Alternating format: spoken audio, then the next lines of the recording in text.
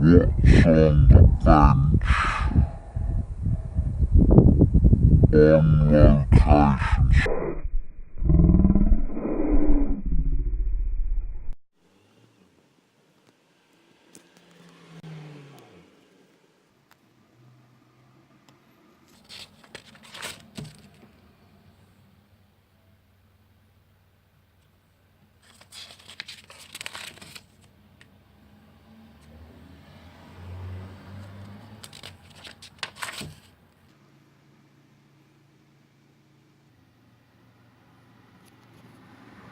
So, good morning. Welcome to another edition of What's on the Bench. My name's Martin Elsey from Tribes of Europe, and we've got a bit of a special today. We're out on location, okay, and I wonder if you can guess where we are. Right over there in the distance, don't know if you'll be able to see it, is a big churchy kind of deal, right on the horizon there. See if you can guess which famous 60s, 70s rock band we are in the general stomping ground of. Okay, so big churchy thing over there. Let me give you another little bit of a clue.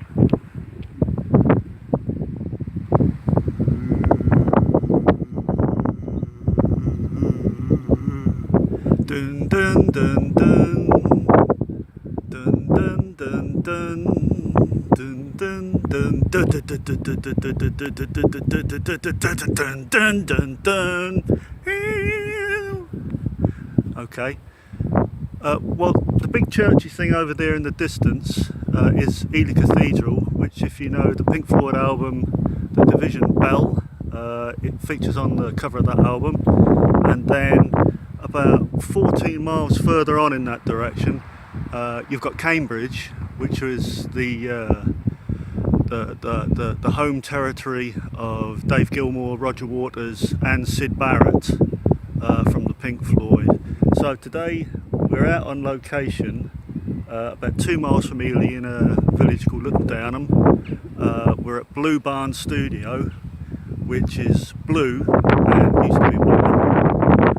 And I'm not just telling you all this stuff for nothing. There is a bit of a link up to the piece of equipment we're going to be talking about today, because Pink Floyd used this piece of equipment extensively on their albums through the 60s and 70s. In fact, anybody at Abbey Road used it because they had 4 of these units. And today we've got a What's on the Bench on location special, and we're going to be talking about the EMT140s plate reverb unit. Wow. Okay, so let's get into the studio, walk around here. Well, that's a health and safety issue for a start, isn't it? Here we go, in the studio. So I'm in the live room now, Bluebarns. There's Chris. Morning, Chris. How are you? Chris Taylor runs the studio with his wife Barbara Stretch, and he is Mr. Mixmaster, affectionately known as Mr. T by me. So how about I quit my jibber jabber and we go and have a look at this plate reverb unit. So what is a plate reverb unit? You probably scrolled down through your Alesis quad reverb thing and you know, seen this thing called plate reverb and wondered what the hell is plate reverb. Well, it is quite literally a massive steel plate. Can you see that in the corner there? It's a massive steel plate in a tubular steel frame and a wooden case. The whole thing weighs about 600 pounds, okay? And this is what provides the reverberation. Let's open that right up there. You hear that? Beautiful, isn't it? Okay. So, prior to the invention of this piece of equipment, which was in 1957, you had to have, if you want to create reverb sounds or echo and reverb were used interchangeably back in the 50s and the 40s. But if you wanted to create reverberation as opposed to slapback tape delay, you had to use an echo chamber. It's basically a room tiled with hard tiles, very reflective surface. You put a loudspeaker at one end, you put a microphone at the other, you use the loudspeaker for playback. The microphone picked up the wet sound of the room, all reverby and echoing, blah, blah, blah, blah, blah, and fed it back to the desk. Okay, that's how you did it. So you had a whole room devoted to providing reverberation. Great if you've got plenty of room, you're a top flight studio. What about if you want to attract in the big names, but you haven't got a lot of room, you're setting up? These things represented a compact, believe it or not, solution. I mean, obviously it is compared to a room. So what you got is 8 foot long, it's about 4 foot high, as I say, weighs 600 pounds. Okay, so how does it work? Well, basically, you feed a signal in to the amplifier here from the desk. The amplifier beats it up, and then it sends it to this, what's called the exciter, just here. Now, the exciter is basically a speaker that's had the paper cone removed, and the paper cone has been replaced with a big steel plate. So you can't really see it here, but right in there, see if I can get that. No, you can't see it, I'm sorry. There's a coil. The coil is attached to the steel plate, and then we've got a magnet at the back, just as you would have in a speaker. So the coil vibrates just as it would in the speaker, but instead of a paper cone, you've got a big steel plate. Obviously a paper cone is quite inert. Whatever comes in gets thrown out, and then it stops wobbling around. With a steel plate, because it's relatively elastic, when you vibrate it, it keeps vibrating, and that's your reverb sound. It's a similar idea to a spring line. Spring lines are much more noisy and clunky though, compared to the smoothness of a plate. If you've ever tried to put drums into a spring line, you'll know what I mean. You have to be very careful how you do it. The impact will make the spring just go boing, boing, boing, which is a great effect if you're doing some dub and stuff. But if you want some real smooth, you're more realistic, you want to go for a plate reverb. Okay. So this particular one belonged to Mark Pritchard, who is a producer, composer, artist in what I'd call the intelligent dance music scene. If you look up his track Under the Sun, it's absolutely fabulous. It's got Tom York singing on it. So this came from him. Okay, and we've had to do quite a lot of work on cleaning this up. There was an awful lot of water damage on it for a start. We've cleaned that out. The amplifier, which is down here, we had a lot of blown transistors. The motor system as well meant that we kept tripping the mains out every time we tried to plug it in, so there's a lot of work we had to do there. So anyway, let's get back to how the thing works. So we've got this plate vibrating away, and let's actually listen to that a bit. Chris, can you send us some audio through, mate?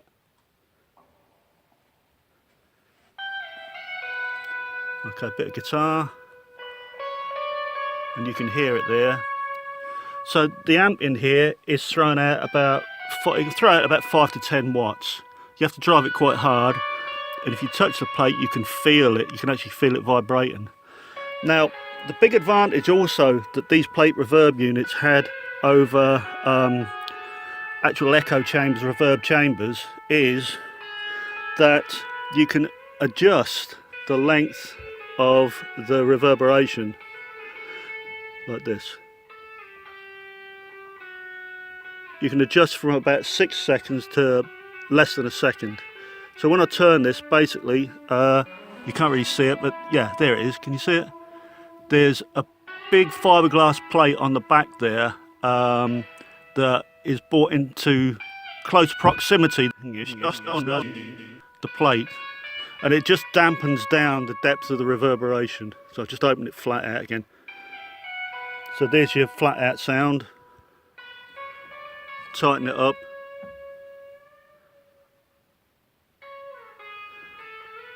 You can get, that's, I mean, the short sound's quite nice for drums and stuff. Okay, so we've got our audio coming through now. So what about getting it back to the desk? Well, what you've got is you've got these two pickups, one there, okay.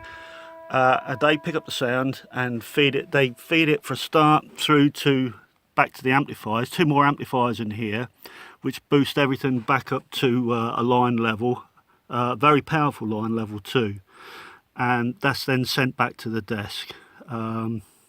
Just while we're over here, it's worthwhile seeing that you can, although we've disconnected it at the moment, you can actually plug in a remote control unit here, and that means that if your plate reverb units happen to be at the other end of the studio complex, as they are, I believe, at Abbey Road, with, you know, as I say, they've got 4 of these.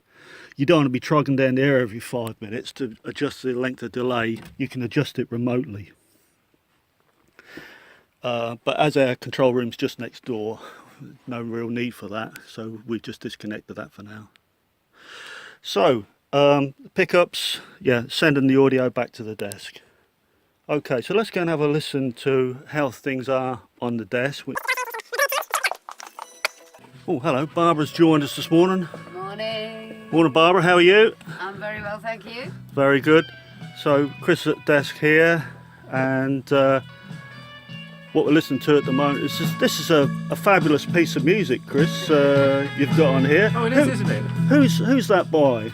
I believe it's Tribes of Europe, actually. Tribes of Europe? Yes.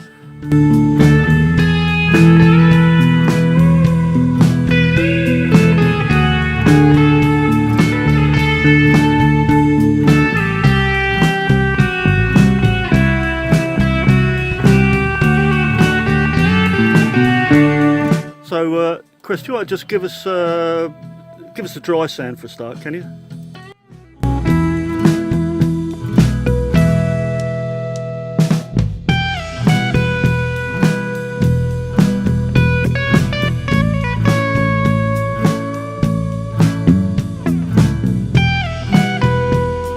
Okay, do you want to bring the just give us the return from the plate reverb there, mate?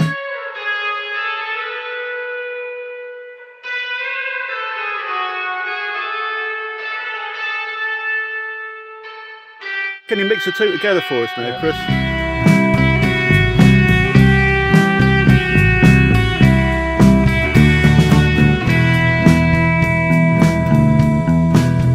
Okay, I'll tell you what, let's just try that with a shorter, I'll just go and change that to a shorter delay, Chris, and we see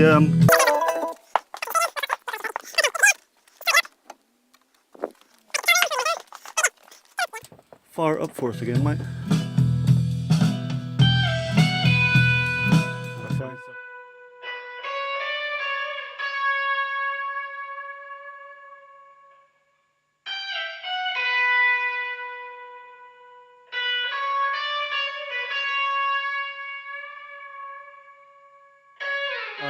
The amazing thing about these plate reverb units when they come in is you can actually really kind of make new landscapes that you wouldn't necessarily really get in real life, which just unleashes enormous potential. It did back in the day when the Floyd, people like that were recording Pipe at the Gates of Dawn. All of those albums were quite revolutionary in the way that they use reverb, in fact.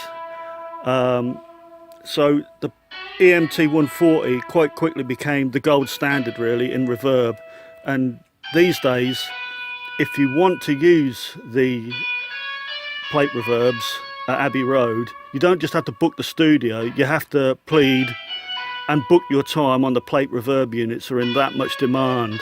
So it's quite a thing to have a plate reverb unit here locally. It's just an astonishing piece of kit, and yeah, you've got to book some time in here now and get yourself on this plate reverb unit because you're going to love it. Okay, so I think that's pretty much all we're going to say today for this, but it's been quite an experience working on this plate reverb unit, I can tell you. It's given me a few more white hairs, and but it's been worth it. It's quite a piece of kit. Well. Yeah, and some pink ones too. Yeah. Yeah, so anyway, thanks very much for joining us on What's on the Bench on location. Don't know if you want to say anything, Chris and Barbara, while you're here. Fantastic job, Martin. Oh, thank you very much. Absolutely. That was amazing. that was uncajoled, by the way. Yeah. That was yeah, and thanks for the crumble. Oh, yeah, Terrific, you're and the welcome cakes. anytime. Very, very, very good. Okay, so thanks for joining us on What's on the Bench, and we will see you again soon with another amazing piece of kit, no doubt. Bye bye for now. Bye. Bye. Look at the sky, look at the river, isn't it good?